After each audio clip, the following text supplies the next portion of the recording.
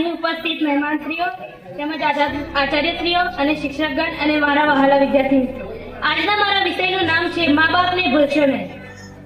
ભૂલો ભલે બીજું બધું, મા બાપને ભૂલશો નહીં, અગણિત છે ઉપકાર એના, એ હવે શરતો નહીં।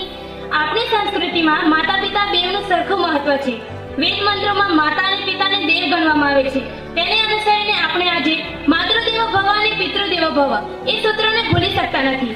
એક કવિએ માતા પિતાના વાત્સલ્યને બિરદાવ્યું છે કે સઘળા સ્નેહના સરવાળા કરી કાઢો એની સરસાઈ, સઘળા સ્નેહના સરવાળા કરી કાઢો એની સરસાઈ, માતા પિતાના વાત્સલ્ય સામે કરી ન શકે એ હરીફાઈ।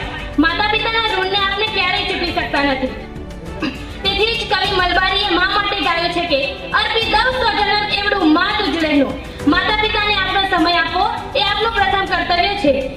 તેમને આપના કારણે દુઃખ ન લાગે એની કાળજી લેવી જોઈએ, તેમની સેવા કરવી જોઈએ। તેમનું ઋણ ચૂકવવા આપણે આપણું પોતાનો અદા રજૂ કરવો જોઈએ।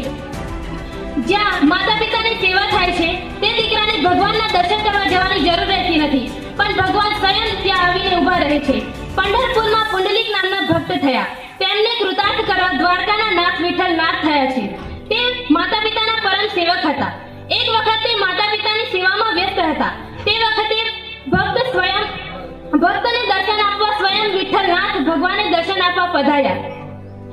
પુંડલિક માતા પિતાની સેવામાં વ્યસ્ત હતો, તેથી તે ઝૂંપડીમાંથી બહાર આવતો નથી અને ઝૂંપડીમાંથી બહાર ઈંટ ફેંકીને ભગવાનને કહે છે, આના ઉપર ઊભા રહો, હું માતા પિતાની સેવા કરીને આવું છું। ત્યારે ભગવાન તે ઈંટ ઉપર ઊભા રહે છે અને ઊભા કેડ ઉપર હાથ મૂકીને એની રાહ જુએ છે, પણ પુંડલિક તેની માતા પિતાની સેવા છોડીને આવતો નથી। તેથી ભગવાન તેના પર વધુ પ્રસન્ન થાય છે। માતા પિતાની સેવા પૂર્ણ કરીને ભક્ત જ્યારે ભગવાન પાસે આવે છે ત્યારે તે ભગવાનનું સ્વાગત કરે છે અને આર્તનાદ સ્વરે કહે છે, મને ક્ષમા કરો પ્રભુ। ત્યારે ભગવાન પુંડલિકને કહે છે, પુંડલિક, તારા માતા પિતા જ તારા ભગવાન છે। તારા માતા પિતાની સેવા એ જ તારી પ્રાર્થના છે અને એ પ્રાર્થના મારા સુધી પહોંચી ગઈ છે। હું તારી ભક્તિથી પ્રસન્ન છું। બોલો પુંડલિક, તારે શું જોઈએ છે?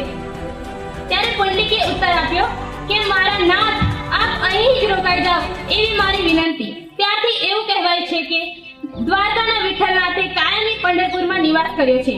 ભગવાન ગણપતિએ પણ પૂરી પૃથ્વી માતા પિતાની પ્રદક્ષિણા પૂર્ણ કરીને આખી પૃથ્વીની પ્રદક્ષિણા પૂર્ણ કર્યાનું પુણ્ય મેળવ્યું છે। આપણે પણ આપણા માતા પિતાની સેવાનું ઋણ ચૂકવીએ અને તેમાં પાર ઉતરીએ। આજના કળિયુગની વાસ્તવિકતા એ છે કે શ્રવણોની સંખ્યા વધવાને બદલે વૃદ્ધાશ્રમોની સંખ્યા વધી રહી છે। એ કડવી વાસ્તવિકતા આપણે સ્વીકારવી જ રહી। સંયુક્ત કુટુંબો તૂટી રહ્યા છે અને વિભક્ત કુટુંબો અસ્તિત્વમાં આવી રહ્યા છે। આવી પરિસ્થિતિમાં માતા પિતાની હાલત વધારે દયનીય અને કફોડી બની જાય છે। ત્યારે દીકરાઓ પોતાના પરિવારનો ભાર વહન કરવામાં વ્યસ્ત રહે છે।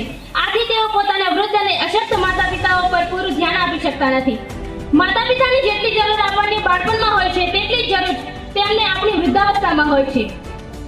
માતૃદેવો ભવ અને પિતૃદેવો ભવ એમાં વિશ્વાસ રાખવી ઉચ્ચ અને સુંદર સંસ્કૃતિવાળા દેશમાં દીકરાઓ પોતાના માતા પિતાને વૃદ્ધાશ્રમમાં મૂકી આવે એ મોટી શરમની વાત છે।